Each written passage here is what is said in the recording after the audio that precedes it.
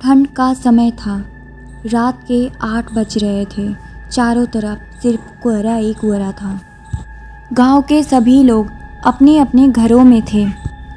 सिर्फ कुछ लोग ही गांव के बाहर एक चाय की दुकान पर बैठे थे और ठंड में चाय का मज़ा ले रहे थे।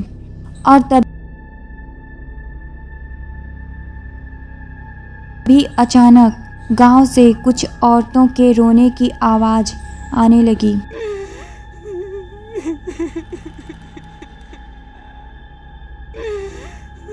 वह तुरंत उठकर खड़े हो गए और गांव की ओर भागने लगे।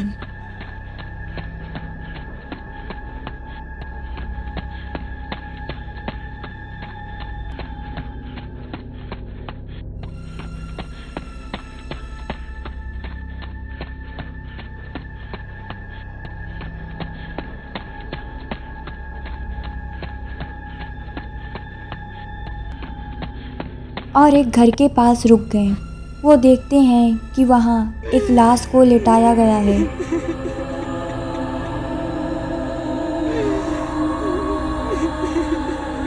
वह लाश एक बूढ़ी औरत की थी और वह उस गांव की तांत्रिक थी। आखिर उस औरत के मरने के बाद लोगों के चेहरे पर डर क्यों था?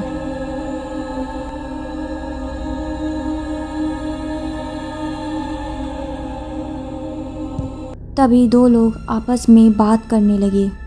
अरे भाई, यह बूढ़ी औरत ऐसे टाइम पर मरी है। ना तो हम इसे गांव में रख सकते हैं और ना ही यहाँ से ले जा सकते हैं। अगर हम इसे 1 घंटे में यहाँ से नहीं लेकर गए तो हमारे गांव पर खतरा बन जाएगा। लेकिन हम उस रास्ते से जाएंगे, हमारे पास और कोई रास्ता भी तो नहीं है। अब गांव में चिंता का विषय बन चुका था। 1 घंटे में कुछ ही समय बाकी थे।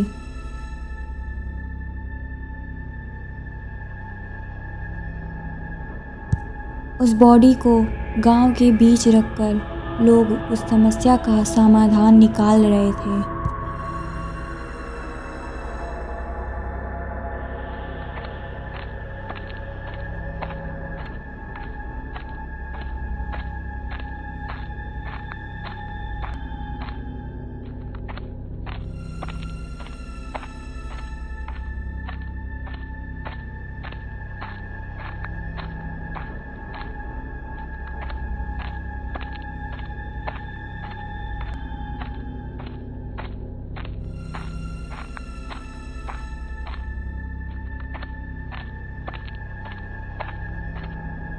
तभी एक औरत कहती है, कुछ लोगों को इस गांव के लिए बलिदान देना होगा क्योंकि 20 मिनट बचा है।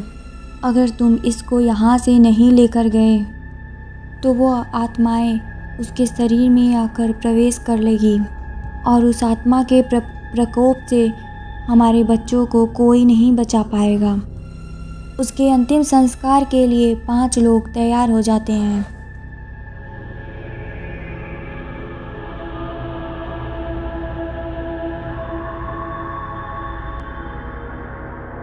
वह लोग जल्दी जल्दी उसे उस गांव से बाहर लाते हैं, लेकिन आगे कुहरे से कुछ नज़र नहीं आ रहा था।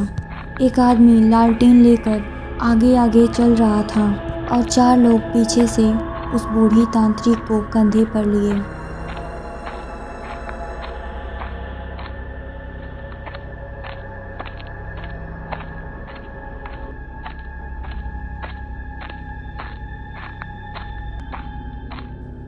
उन 5 के चेहरे पर भयानक डर छाया हुआ था, क्योंकि एक तरफ उस बूढ़ी तांत्रिक का डर और दूसरी तरफ उस जंगल के चुड़ैल का डर उन्हें सता रहा था।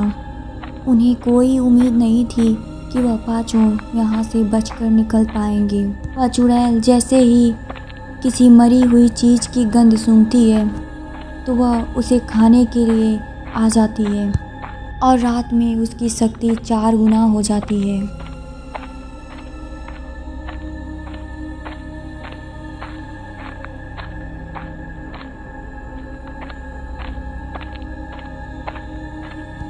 अब वह लोग उस जंगल के बीच पहुंच चुके थे और उन्हें जंगल के उस पार जाना था। वह पांचों जितना तेज चल पा रहे थे उतना तेज चल रहे थे।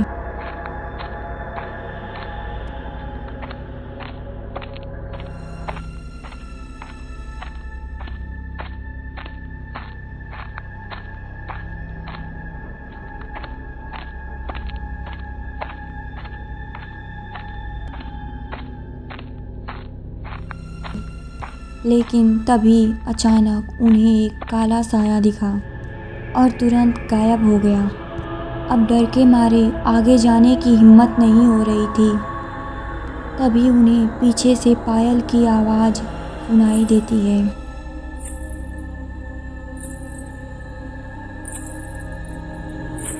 वह लोग पीछे देखते हैं तो कुछ दूर पर लाल कपड़े में एक चुड़ैल दिखाई देती है। वह पीछे की ओर खड़ी थी और उनके ओर बढ़ रही थी।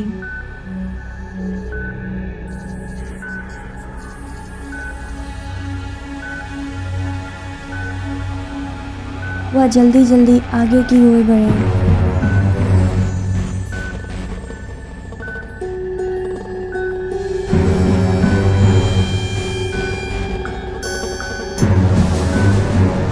तभी उन्हें आगे से एक जानवर जैसी अजीब आवाज़ सुनाई देती है।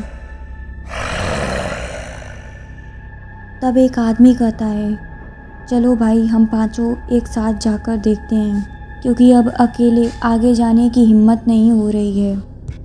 वह लाश को वहीं रख देते हैं और आगे जाकर देखते हैं।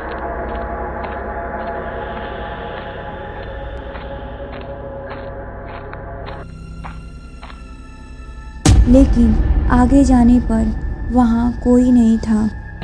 वह तुरंत भागते हुए लाश के पास आते हैं।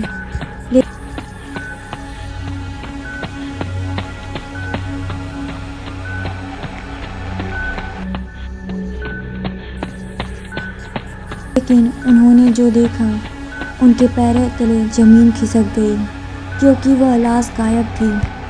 वह लोग समझ गए कि उस लाश को या तो चुड़ैल लेकर चली गई या फिर उन आत्माओं ने लाश के अंदर प्रवेश कर लिया है।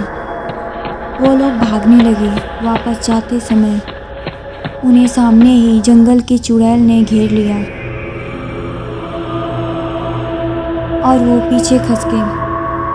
और तभी एक आदमी के कंधे पर पीछे से किसी ने हाथ रख दिया। उन्होंने जब पीछे मुड़कर देखा तो वो लाश उनके सामने खड़ी थी। उस जंगल की चुड़ैल और वह आत्माओं ने उन्हें दोनों तरफ से घेर लिया। अब वह आखिरी रात बन गई। अब गांव में मातम छा गया। बूढ़े बच्चे सब मरने लगे।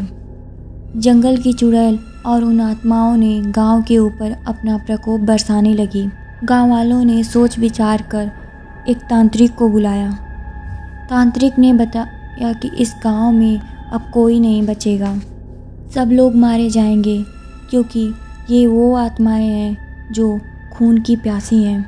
दरअसल कुछ सालों पहले गांव में एक खुशहाल परिवार रहता था, जो कि उस रात उनकी खुशी मातम में बदल गई। उनके घर में आग लग गई और पूरा परिवार मारा गया। माता पिता बच्चे बूढ़े सब लोग उस आग में जलकर मर गए और उनकी इच्छाएं अधूरी रह गई। अब उनकी आत्माएं गांव वालों को परेशान करना शुरू कर दिया।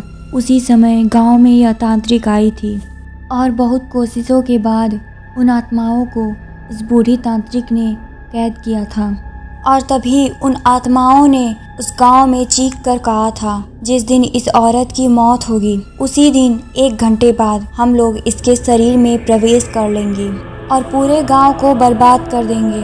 तांत्रिक समझ गया था कि उसे क्या करना है। वह मुर्दा घर से एक लाश मंगवाई और सभी गांव वालों से बोला, तुम सब लोग अपना बाल और नाखून थोड़ा थोड़ा काटकर इस लाश पर रख दो और अपनी उंगलियों को थोड़ा सा काटकर इस लाश के ऊपर 2 बूंद खून डाल दो। गांव के बूढ़े बच्चे सब लोग उस लाश के ऊपर अपना बाल, नाखून और थोड़ा थोड़ा खून दे देते हैं और फिर वह तांत्रिक उस लाश को जंगल में छोड़ आता है। तभी सारी आत्माएं उस लाश पर हावी हो जाती हैं और फिर वह तांत्रिक उन लाशों को कैद कर लेता है। फिर वह लोग उस बूढ़ी तांत्रिक की लाश को और उस लाश को दफना देते हैं।